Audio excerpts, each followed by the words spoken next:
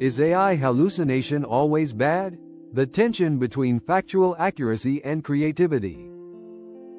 There is a widespread belief that AI hallucination is inherently harmful, largely because of the negative publicity surrounding it.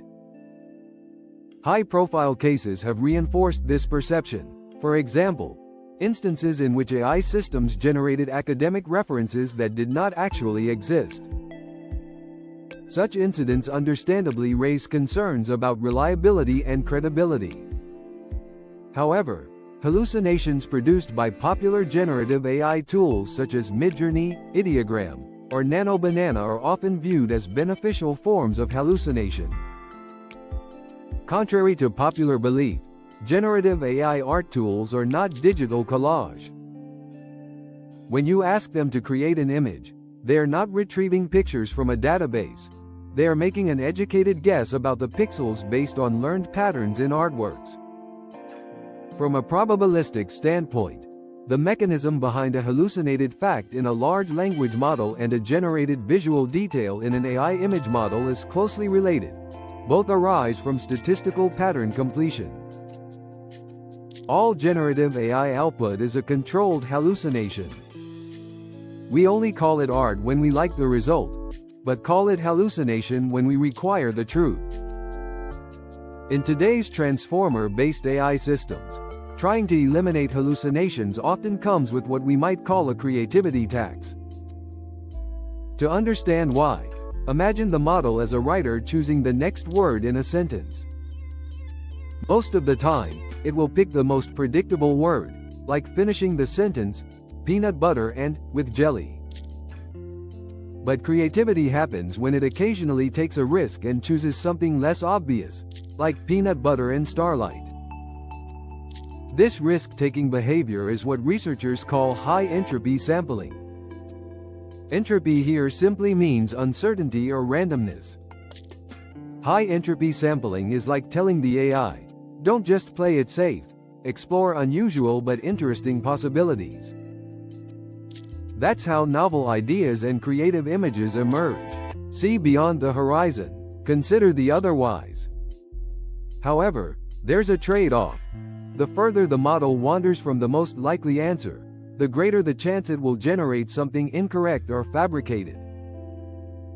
In other words, the same mechanism that produces imaginative ideas also increases the likelihood of hallucination, because the model is venturing into less certain territory. When we try to tighten the system to reduce errors, we are essentially adjusting how the model makes decisions about what to say next. One key method is temperature sampling. Temperature is a parameter that controls how much randomness the model allows when choosing the next word, or token. At a low temperature, the model strongly favors the most probable next word. At a high temperature, it is more willing to choose less likely but potentially more creative options. Think of it this way. Low temperature is like answering a multiple-choice exam where you pick the safest, most obvious answer, while high temperature is like brainstorming ideas with no constraints, where unusual and surprising suggestions are welcome. For example, given the prompt, the future city is, a low-temperature model might say, efficient and sustainable, while a higher temperature model might say, floating on oceans of light and powered by singing algae. The former is reliable, but may be boring and typical. The latter is imaginative, but riskier. Another approach is chain of verification, COVE. This is a technique where the model generates an answer and then systematically checks its own reasoning or claims through additional steps or prompts. In simple terms, it is a self-verification process layered on top of generation. A helpful way to picture this is a student finishing a math problem and then going back through each step to make sure nothing was overlooked. Did I carry the number correctly? Does the final answer match the question? For instance, if the model claims a historical event happened in 1890, COVE would prompt it to re-examine that claim, potentially catching and correcting an error before presenting the final answer.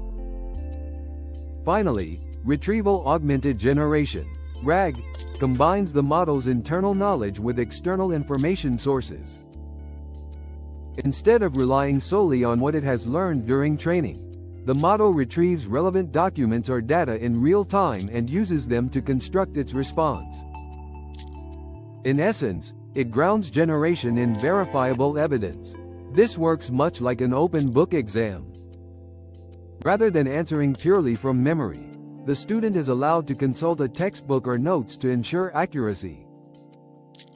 For example, if asked about the latest research findings or a specific policy, a RAG-enabled system can pull in up-to-date documents and base its answer on those sources, reducing the chance of fabricating outdated or incorrect information. Together, these techniques, lower temperature sampling, COVE, and RAG, push the model toward more cautious, evidence-based responses. They improve reliability, but they also narrow the range of possible answers, which can limit the kind of unexpected, creative ideas that emerge when the model is allowed to take more risks. Artificial intelligence creativity, in many ways, mirrors the human creative process.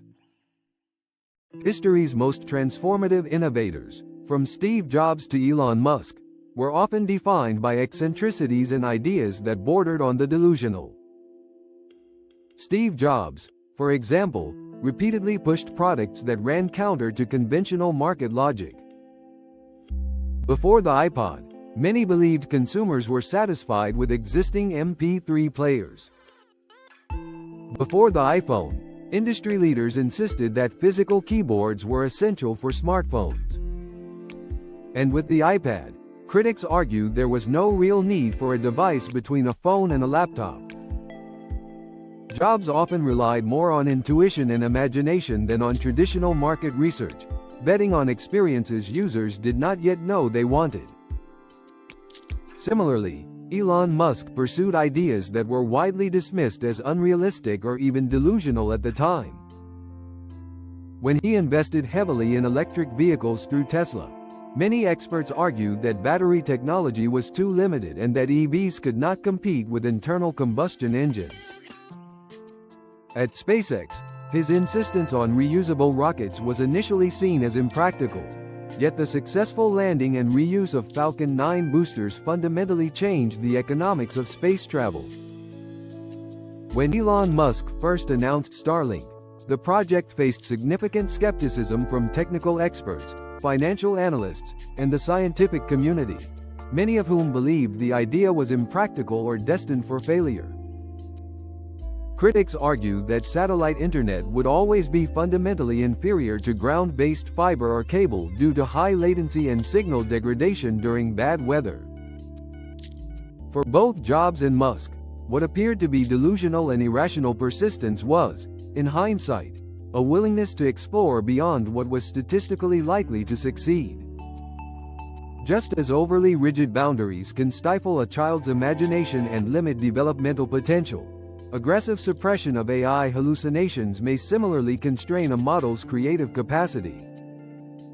In this light, hallucination is not merely a flaw to eliminate, but a necessary byproduct of a system capable of venturing beyond established patterns. In a sense, it imagines what does not yet exist. As educators, we cannot teach students how to harness AI without first defining what it is: a sophisticated guessing machine. Both the brilliance of an AI-generated poem and the frustration of a hallucinated citation spring from the same probabilistic well. They are two sides of the same coin. If we try to flip the coin and only ever land on truth, we lose the very randomness and chaos that make the tool intelligent and creative in the first place. So where do you land on this? Should we push for maximum factual accuracy, even if it means limiting AI's creative edge? Or is there a better way to strike a thoughtful balance between reliability and imagination? I am interested in your perspective. Please feel free to share your thoughts in the comments. If this discussion resonated with you, please consider subscribing the channel, liking, and sharing the video with others who might find it useful. And if you're an instructor, you're very welcome to incorporate this as part of your teaching materials. Thank you for watching. Hope to see you in the next video. Mahalo.